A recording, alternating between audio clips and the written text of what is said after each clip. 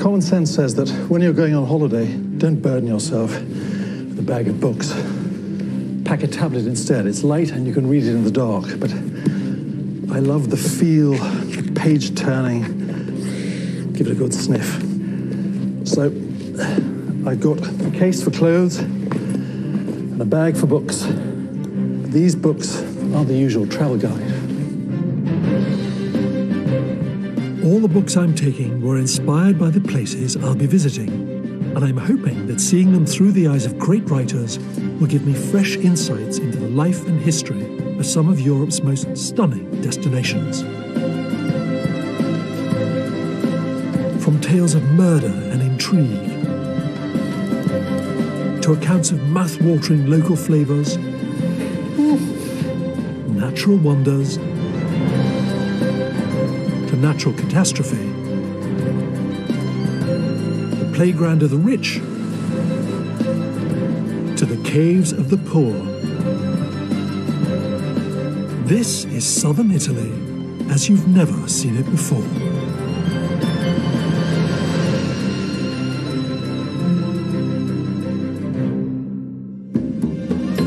Southern Italy has inspired a wealth of amazing authors, and I can't wait to walk in the footsteps of some of them and see the places they brought to life so vividly in words.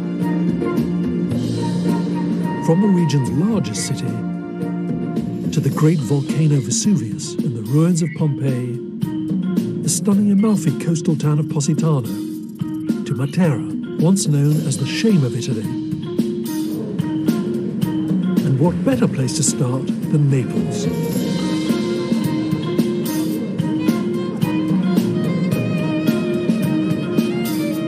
With its crumbling palazzi, anarchic street life, beautiful coastline, turbulent history, this is my kind of city, and I'm not surprised its appeal to writers across the ages. But the threat of Vesuvius and Naples' association with the Camorra, as the local mafia here are known, has meant it hasn't always attracted as many visitors as some other Italian cities. Over recent years, it's changed, and the city's enjoyed something of a boom, thanks in no small part to the huge international success of a novel by Elena Ferrante called My Brilliant Friend, which has captured the imagination of millions of readers across the world. And what's so particularly fascinating about Ferrante's Naples is the visceral, warts and all portrait she paints of this intoxicating city.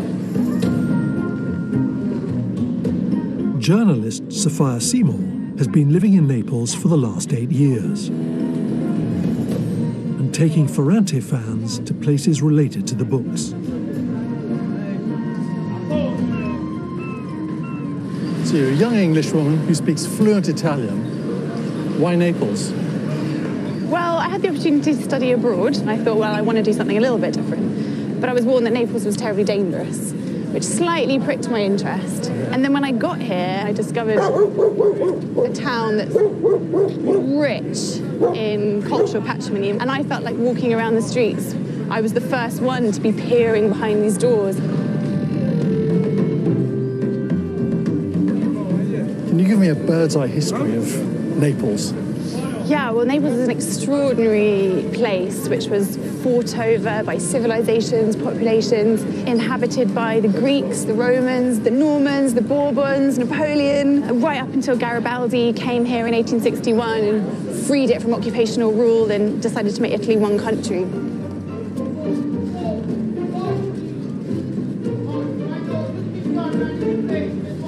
Each of these cultures and people have left their mark on the city in the form of architecture and art. And when we're walking around, we can almost see the relics of these really grand times, which are now kind of crumbling in front of us. It's as though we're almost looking into an old lady's wardrobe and looking at all of her glamorous clothes from her youth, which are moth-eaten and covered in spiderwebs.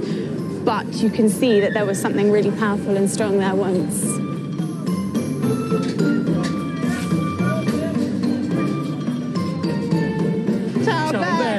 That's my friend Pasquale. That's ciao bella. Dopo. We're starting our tour in one of the city's bustling markets, where you get a real sense of the kind of local community Ferrante sets out at the start of My Brilliant Friend. Sophia has a surprise in store to make me feel like a true Neapolitan. Okay, so today we're going to have a very special drink. Pasquale's family have been managing this water stall, in Italian acqua frescaio, for 3 or 4 generations. Traditionally, you'd find these in the markets and they give water to the sellers, and now they sell anything from wine to Coca-Cola to this amazing lemon drink, which the mamas would give their children in the mornings as a kind of little medicine before going to school. So he's going to squeeze the lemons, then he's going to add this water to the lemons, and this is called acqua telese.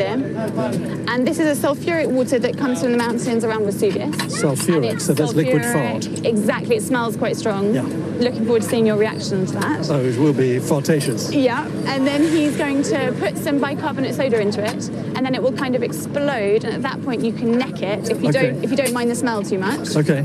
And then you'll have all sorts of benefits. Which your will be? Skin will glow. You won't be constipated, in case that's the case. And also, it's an aphrodisiac, so it's got everything you could possibly want. So this one diuretic and erectile. Exactly. It's a perfect combination. Perfect combination. I have 2. So I drink it right now. Yeah. Excellent stuff. Vuoi un altro poco d'acqua? It is absolutely revolting. If I can just keep my stomach from exploding, we're finally off to explore Elena Ferrante's Naples. Now a major TV series, as well as one of the most extraordinary literary successes of this century, the quartet of novels that begins with My Brilliant Friend tells the story of the friendship between 2 girls, Elena and Lila, as they grew up in a deprived area of 1950s Naples under the shadow of the local Camorra. Although Ferrante is a pseudonym and the author remains anonymous, it's clear that she, or even he, knows the city intimately.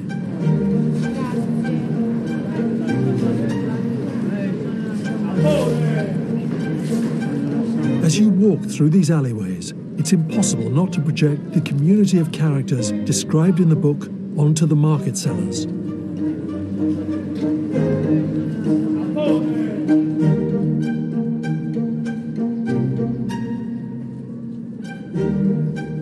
Just in the way that the book gives you a view into another world, this doorway is the world of the signwriter. Yeah, we're about to step into this old bottega where Pasquale and his family have been making signs that decorate the market for 3 generations. And he's one of 8 brothers and sisters who's been carrying on this trade. And it's almost like the author Ferrante taking us into these worlds where we have these family businesses that have been thriving for years and years, and the tradition's still going on despite the world modernizing around us. I'm pretty sure Pasquale wouldn't mind if you wanted to have a sign painted. I once had Sophia 70 euros a kilo, but Pasquale, che cosa fa? 2 euro per? 2 euro al chilo. Just 2 euros a kilo, per fruit. Old fruit actor.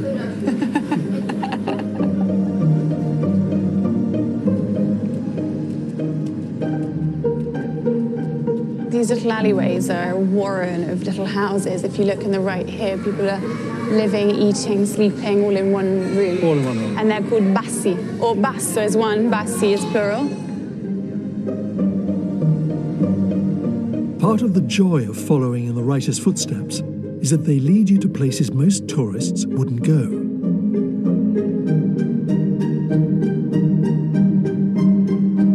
While some of Ferrante's characters worked in the hustle and bustle of the city, fictional friends Elena and Lila grow up in a slightly desolate suburb, off the beaten track, but every bit as much a part of real life in Naples.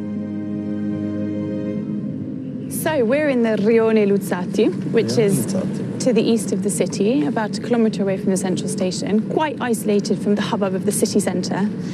And this is where Ferrante decided to set her books, and it's an unexpected location. Now, in the books, the neighbourhood is never mentioned by name. We know that there were parish gardens, that there was a train line that runs across the bottom of the neighbourhood. Which is over there. Which is over there, and a busy road that goes along that side. And so, as she describes, it's so isolated from the rest of the city. It's cornered off by the railway and the road, and a big hill that rises into the distance behind. The Rione Luzzati is a typical example of 1920s fascist architecture, a world away from the bustling market, and the perfect self-contained area to set a novel about two young women desperate to escape the suffocating powers of the Camorra and break into a bigger world. It's so brilliantly brought to life in the books, and I find it extraordinary that in this day and age, the author's identity has remained such a fiercely guarded secret.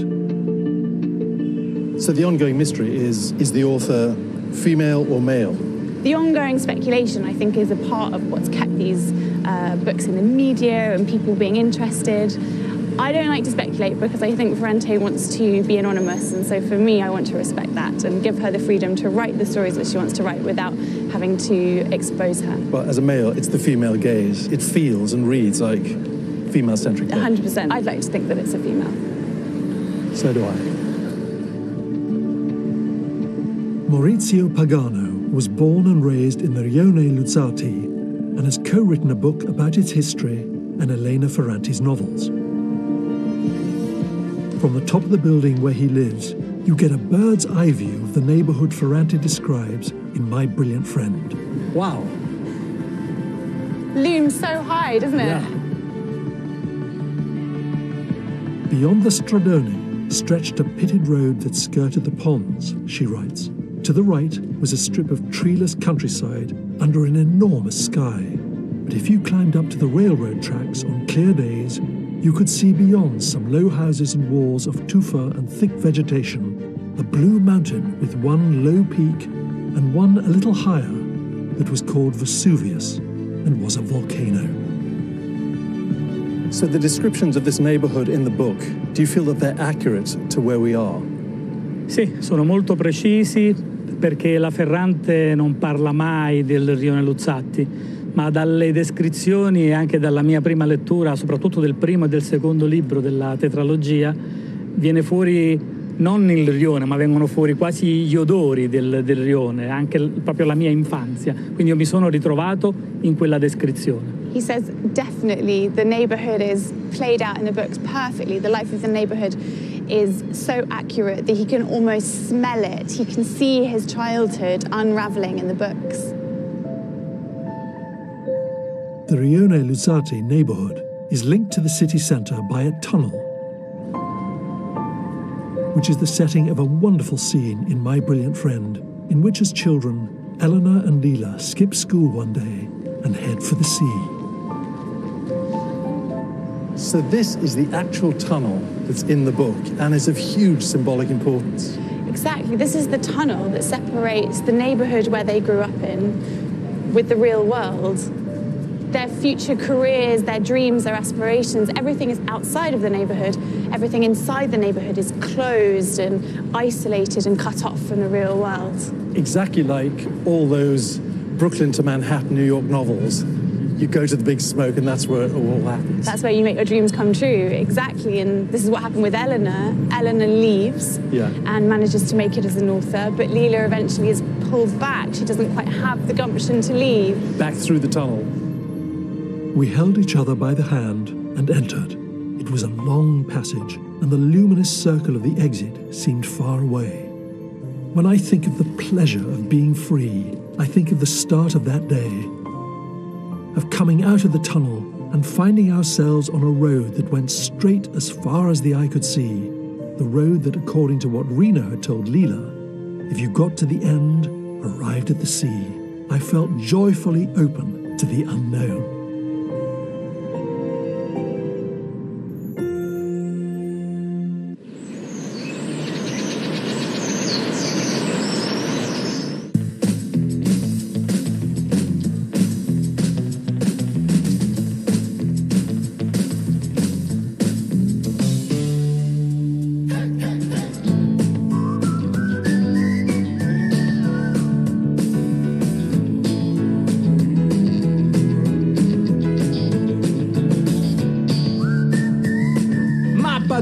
café. Quarta, às 8 da noite, no modo viagem. Escolha um jeito de levar a vida. As suas aventuras. Vamos ver como é que vai ser isso. Os seus destinos. Até o nosso guia se perdeu. O seu estilo. Vamos pra bagunça, que eu adoro isso aqui. Escolha uma maneira de conhecer a história, de saborear o mundo. Muitas trufas em nossas vidas. Escolha o nosso modo. Experiência? Muito boa. Muito boa.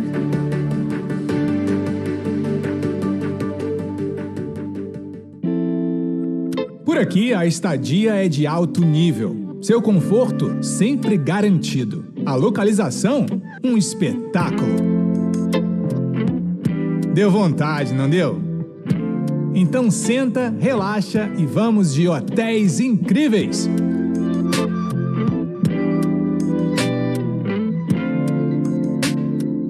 É de segunda a sexta, 8h30 da noite, no modo viagem.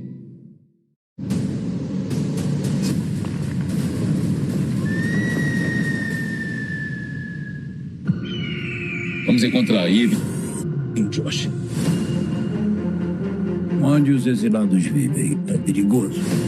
Meus pais estão vivos, eu mereço a verdade. Eu não posso morrer aqui, Levi. Vamos trazer o Josh de volta assim que sairmos daqui. E aí vamos achar um caminho de volta para casa.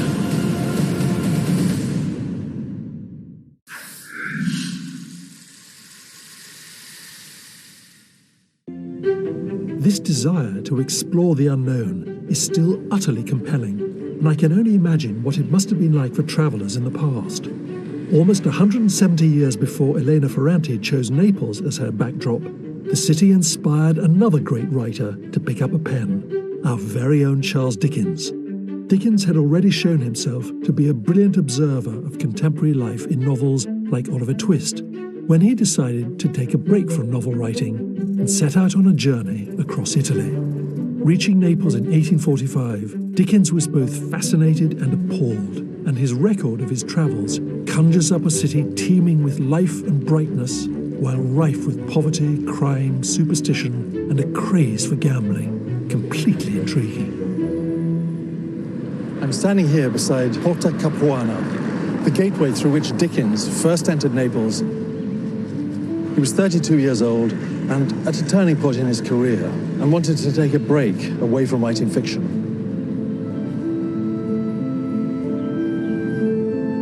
Naples and its surrounding area were the furthest south that Dickens travelled, and although he wasn't completely unmoved by the city's charms, as a keen campaigner for social justice, he was shocked by its deprivation. Charles Dickens published Pictures from Italy in 1846, an account of his travels. Macaroni eating at sunset, flowers selling all day long, begging and stealing everywhere and at all hours. You see upon the bright seashore where the waves of the bay sparkle merrily.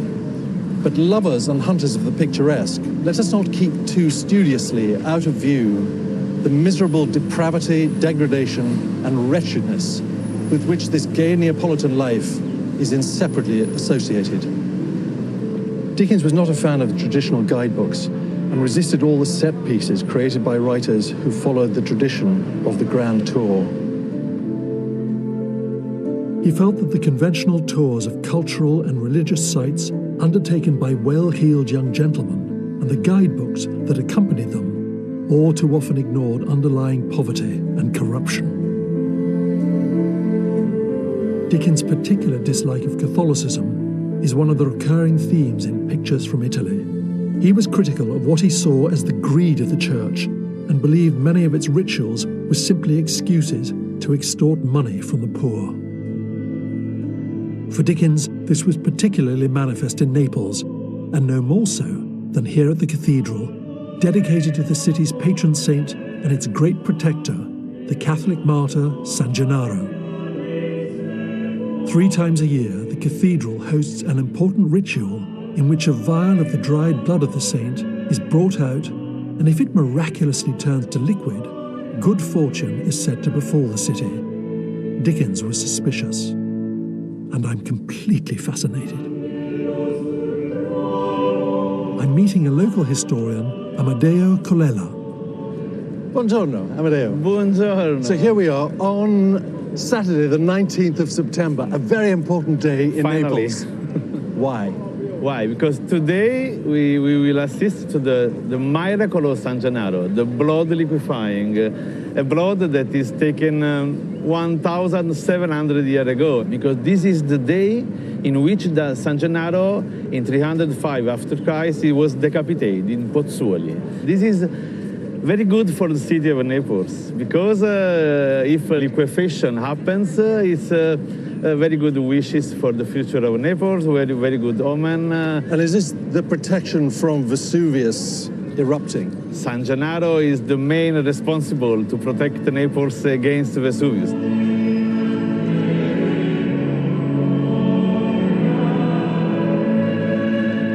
The blood is closed in a safe behind the altar in the chapel of San Gennaro. When they open the safe, they can get out the two bottles. The Archbishop make the first test, turning on the bottles. If the blood is liquefied, everybody make a great applause, and everybody takes the exact minute when happens the miracle, because everybody go to the place to play lotto, of course, and we play 66, the miracle, and then the exact time when the miracle happened. For example, 9:52, we play 9:52, 66. So this is the three number that we make rich today. So the cathedral is a casino. Dickens may have been skeptical, but for hundreds of years the miracle of San Gennaro has provided the faithful with a beacon of hope in a city which has experienced more than its fair share of suffering. Che il sangue del nostro santo martire patrono Gennaro è sorto.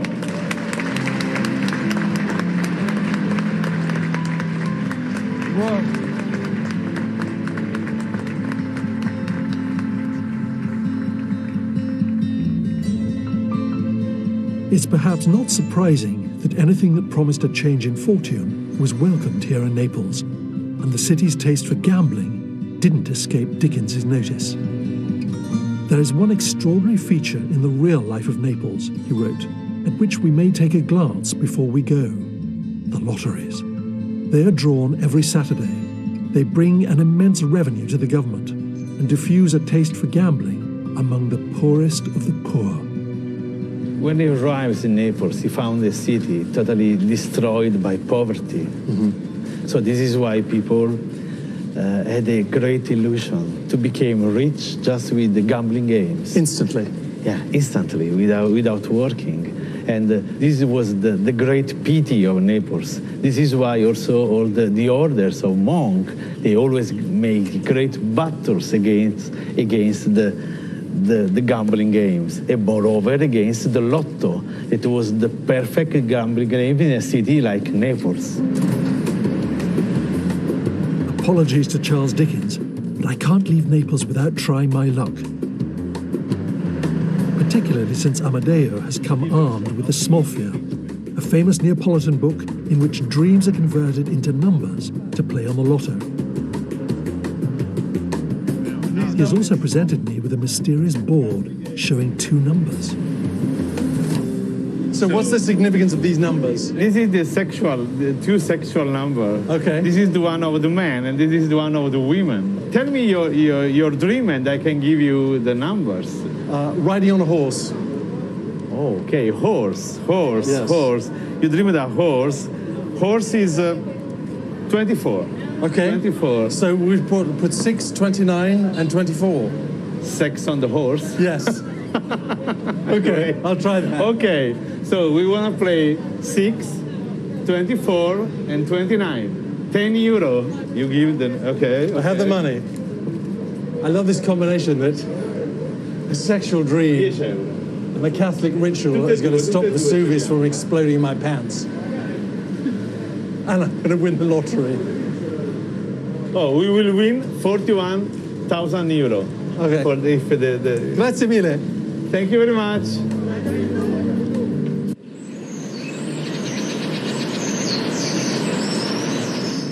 Quantos likes esse piquenique merece? E esse passeio a cavalo? Será que ganha uns seguidores? Uma foto nessa árvore dava um publi perfeito, hein? Vamos viajar como só um influenciador sabe. Hey ho! Hoje, 7:30 da noite, no modo viagem. Passear por essas paisagens.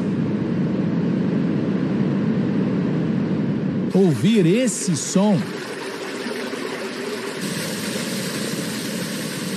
E mergulhar nessas águas.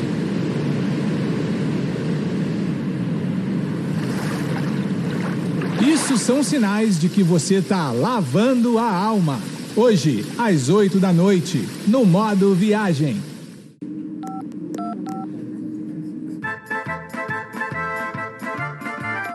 Oi, é do Que Bela Pizza? Que Bela Pizza, pode falar. Ah, eu queria fazer um pedido, por favor. Um não, na verdade são 3. Sim, aceitamos encomenda para hoje.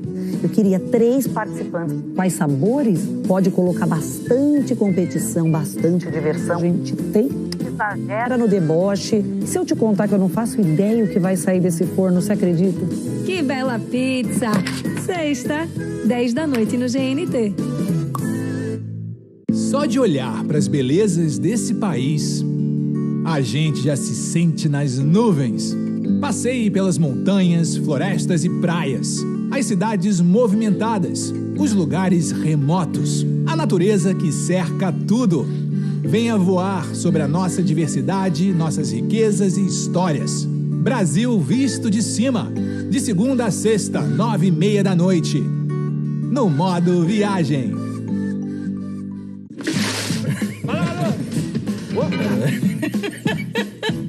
Vem cá, tem lancha pra todo mundo ou é só pros ricos, tipo no Titanic?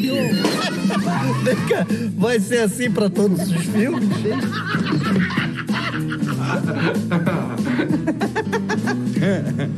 Pra todo tipo de risada tem Cine Ha! Toda terça às 7 e toda quinta às 11 aqui no Multishow. Portugal é um excelente destino turístico, o clima do lugar é muito bom, a natureza é exuberante, a variedade de ondas é enorme. Gabriel Pastore viaja até a terrinha para mostrar como é o turismo e o surf no país. Essa variedade com a consistência de swell e com a condição climatérica faz Portugal o melhor país da Europa para pegar onda. Um programa com paisagens exuberantes, muita cultura e ondas para todos os gostos no país da moda entre os surfistas. A viagem para Portugal é uma viagem muito completa, porque você não só pega altas ondas, como você conhece uma cultura diferente. Então sair do Brasil para ir para Portugal com certeza vale muito a pena. Roteiro das Ondas Portugal, sexta, 9:30 da noite, no ON.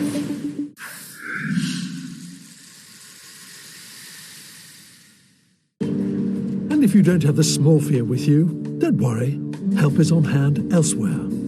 So for €5, you can buy a number chart with pictures that give you the guide to how to turn your experience into a lotto number. So whether you're in Speedos, topless, showing your backside, all life is here in this little chart. And all of this for a mere €5. Time to spend my money on something more reliable. Lunch. I've been trying to work out why Neapolitan voices are like that. And I think they're born without a volume control button, with the greatest respect. And of course, one of the great attractions of Naples is the food. And everywhere you go, vegetable stands and fish stalls, street food referencing a long and varied history. Delicious. So delicious that some writers come here to write about nothing else, including best-selling American author Elizabeth Gilbert, whose memoir Eat, Pray, Love describes her search for the city's most famous food. Naples is considered the birthplace of pizza, and one of the reasons the pizza here is said to be so good is because of the famous San Marzano tomatoes grown on the rich volcanic soil at the base of Vesuvius. In Eat, Pray, Love, Gilbert describes the journey she undertakes after her divorce. She prays in India, finds love in Indonesia and naturally eats in Italy.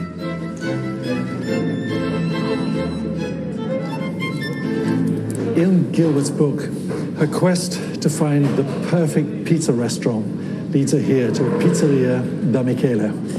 Buongiorno. Buongiorno. Cosa preferite? Margherita o marinara? Marinara. Marinara, va bene. Right.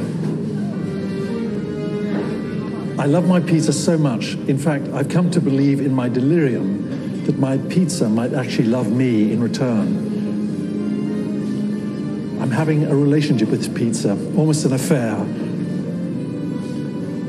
Meanwhile, Sophie is practically in tears over hers. She's having a metaphysical crisis about it. She's begging me. Why did they even bother trying to make pizza in Stockholm? Why did we even bother eating food at all in Stockholm? I can't wait.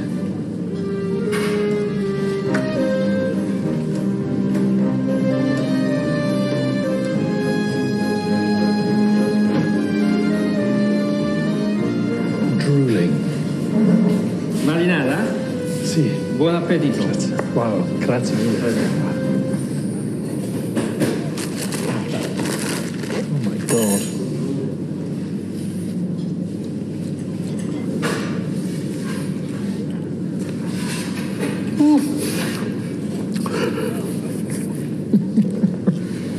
How can food make you just so happy?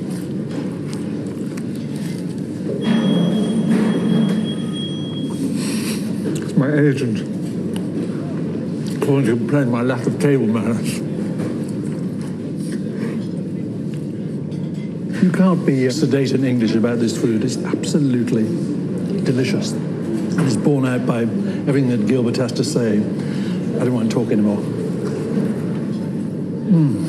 Oh. It wasn't just the pizza that Gilbert loved in Naples. A tripped-out, dangerous and cheerful nut house, she described it as. 70 years earlier, British writer Norman Lewis arrived here under very different circumstances, but was equally captivated. Naples had been heavily bombed during the Second World War. When Lewis was posted here in 1944 as an intelligence officer for the Allied forces, he witnessed many of the rituals Dickens had described 100 years earlier, but saw a greater purpose in them, particularly at a time when the city was experiencing such suffering. Naples 44 is Norman Lewis's brilliant record of a people living through great difficulty, often forced into a life of prostitution and theft, where religious faith and a belief in miracles were vital tools in their means of survival. And while he encountered grinding poverty, he was also entranced by the humor, kindness, and generosity of the people, and their incredible joie de vivre and will to survive. A year among the Italians has converted me to such an admiration for their humanity and culture that I realize that were I given the chance to be born again and to choose the place of my birth, Italy would be the country of my choice.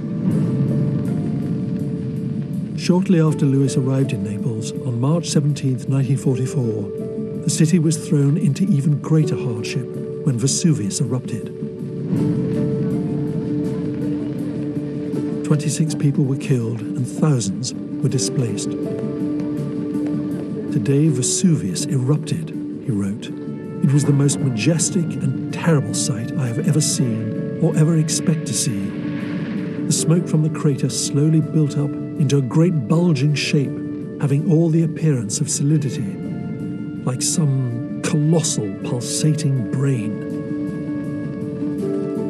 The books I've read in Naples have helped me to understand more about the huge impact living under the shadow of Vesuvius has on local people, whether it's their need for religious protectors, their capacity to live in the moment, or simply that the unique taste of the vegetables that grow on its fertile soil makes their cooking sublime.